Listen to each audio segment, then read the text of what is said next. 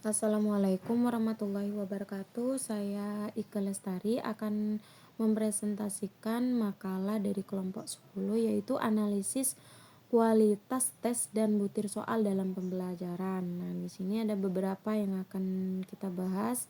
Yang pertama deskripsi, yang kedua teknis analisis kualitas butir soal, yang ketiga analisis kualitas butir soal. Yang pertama di sini deskripsi singkat. Suharsini Arikunto menyatakan bahwa analisis kualitas tes merupakan kegiatan untuk mengkaji soal pada setiap item atau butirnya guna mengetahui kualitas dari setiap butir soal tersebut. Analisis kualitas butir soal adalah suatu prosedur yang sistematis yang akan memberikan informasi yang sangat khusus terhadap butir tes yang kita susun. Berdasarkan dari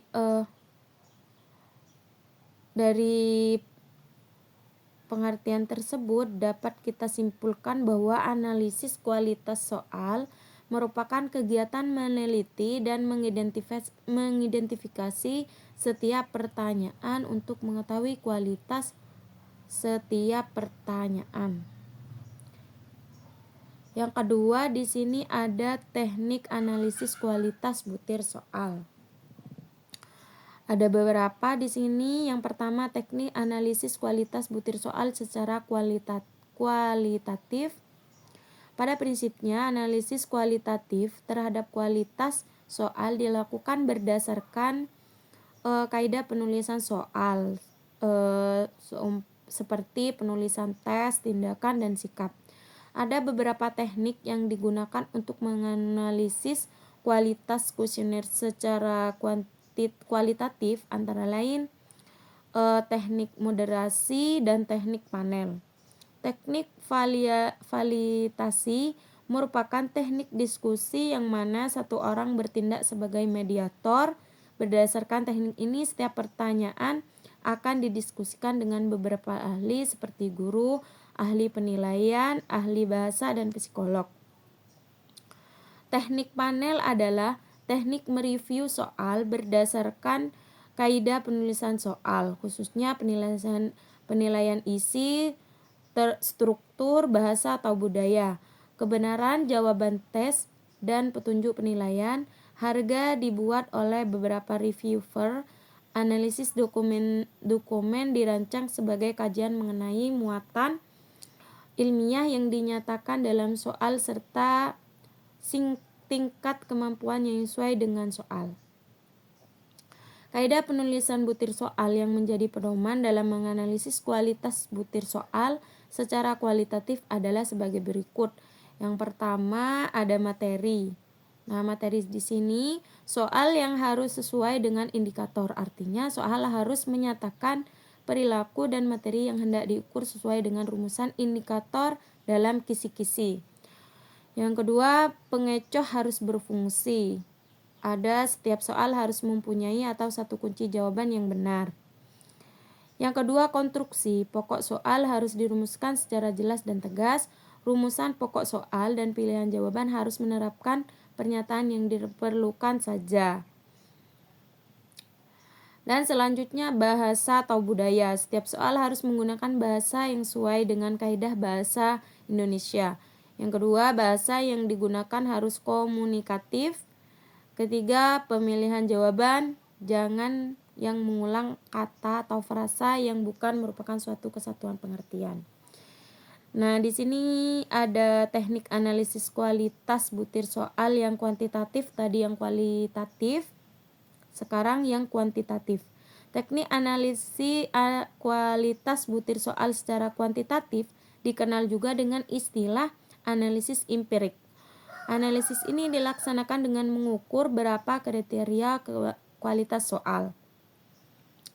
Di antaranya adalah validitas, reliabilitas, tingkat kesukaran, daya beda, dan efektivitas pengecoh atau fungsi distraktor.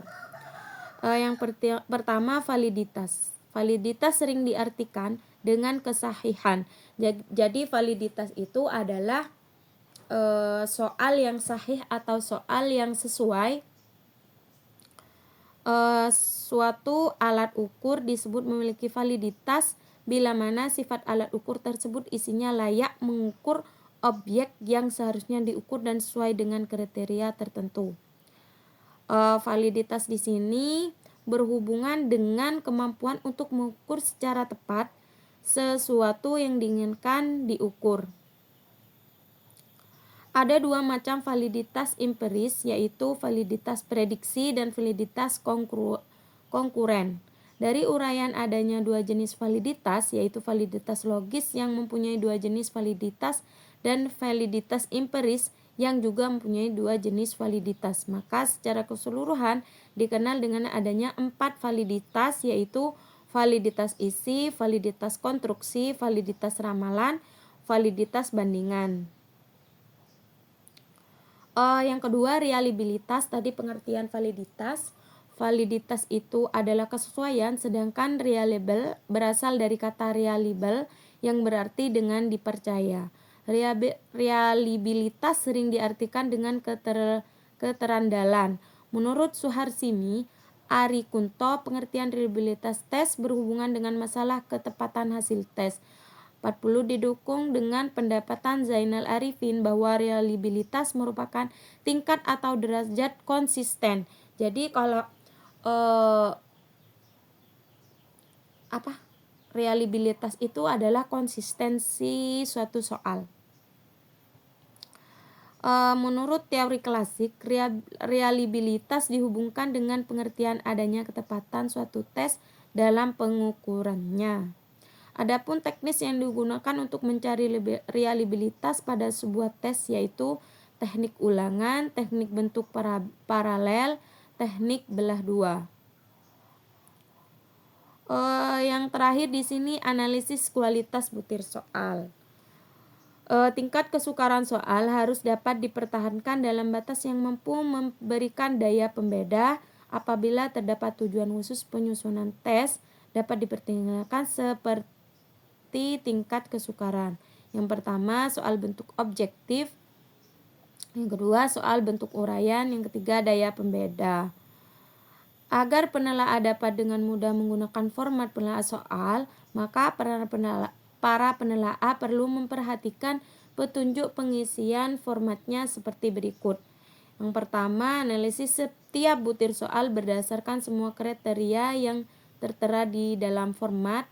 Yang kedua, berilah tanda cek atau centang pada kolom nomor butir soal apabila butir soal yang ditelaah sudah sesuai dengan kriteria.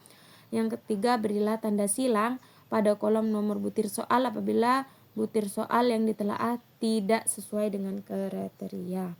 Mungkin itu saja dari saya. Kurang lebihnya mohon maaf. Assalamualaikum warahmatullahi wabarakatuh.